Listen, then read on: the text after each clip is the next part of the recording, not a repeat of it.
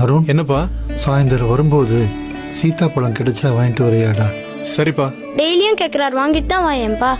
Daily idli தானா? இடியாப்பம் பணியாரணும் வேற ஏதாவது செய்யக்கூடாதா?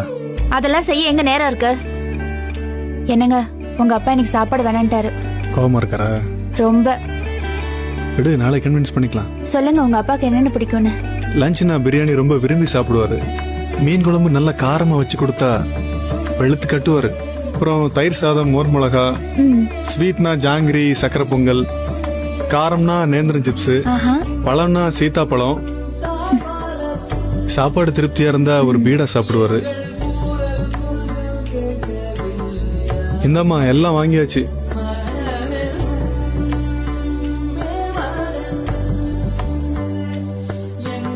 சீத்தாப்பழம் வாங்கினியாடா? சாரிப்பா, மறந்துட்டேன்.